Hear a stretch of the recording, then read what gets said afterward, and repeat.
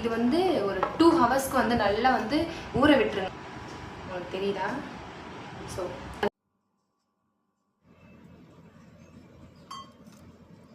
So next வந்துட்டு மைதா மாவு இருக்குல்ல, அது வந்து 1 கப் எடுத்துக்கோங்க. அதே அளவு வந்து கார்ன்ஃப்ளவர் எடுத்துக்கோங்க. அதுக்கப்புறம் வந்துட்டு கொரியாண்டர் பவுடர், கொத்தமல்லி தூள் இருக்குல்ல, மல்லித்தூள், அது வந்து 1 ஸ்பூன். அதுக்கப்புறமே சால்ட்டு தான் இப்போ நான் போட்டேன்.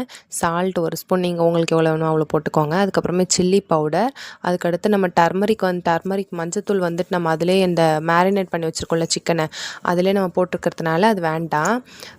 ஸோ இதெல்லாம் வந்து நல்லா மிக்ஸ் பண்ணிக்கோங்க. இது வந்து நல்லா எல்லா இடத்துலையும் இந்த மசாலா வந்து ஸ்ப்ரெட் ஆகணும். அந்த அளவுக்கு நீங்கள் நல்லா மிக்ஸ் பண்ணிக்கோங்க. நான் வந்து கையிலே நல்லா மிக்ஸ் பண்ணிக்கிறேன். மிக்ஸ் பண்ணிவிட்டு நல்லா வந்து ஒரு மிக்ஸ் கொடுத்துக்கோங்க. அதுக்கடுத்து நம்ம மேரினேட் பண்ணி வச்சுருக்கோம்ல 2 ஹவர்ஸ்க்கு அந்த சிக்கனை, அதை வந்து எடுத்துக்கோங்க. அதை வந்து ஃபஸ்ட்டு இந்த மாவில் போட்டு எடுத்துக்கோங்க. அதுக்கு முன்னாடி நம்ம வந்து எண்ணெயை வந்து ஒரு கடாயில் ஊற்றி வச்சிடலாம், சூடு பண்ணிடலாம். அந்த மேரினேட் பண்ண சிக்கனை வந்து ஃபஸ்ட்டு இந்த பவுடரில் ஒரு டைம் போட்டுட்டு நெக்ஸ்ட்டு தண்ணியில் போடுங்க. அப்போ தான் வந்து கிறிஸ்பியாக இருக்கும், KFC மாதிரியே. அதுக்கடுத்து திரும்பி ஒரு டைம் இந்த பவுடர் இருக்குல்ல, நம்ம ரெடி பண்ணி வச்சுருக்கோம்ல, மைதா கார்ன்ஃப்ளவர்லாம் போட்டு, இதில் வந்து போட்டுட்டு நெக்ஸ்ட்டு ஃப்ரை பண்ணிடுங்க. இதே மாதிரி எல்லா பீஸஸும் ஃப்ரை பண்ணிடுங்க. அடுத்தடுத்து நான் எல்லா பீஸஸும் நான் வந்து ஃப்ரை பண்ணி எடுத்துக்கிறேன். எனக்கு எப்படி வந்திருக்குன்னு பாருங்கள் எனக்கு எப்படி வந்திருக்குன்னு. ஓரளவுக்கு நல்லா வந்திருக்கு. எனக்கு நல்லா தான் வந்திருக்கு ஓரளவுக்கு.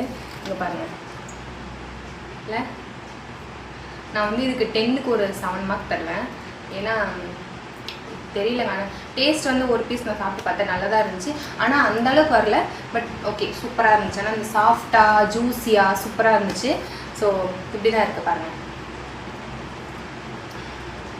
இல்லை, ஸோ பாய்.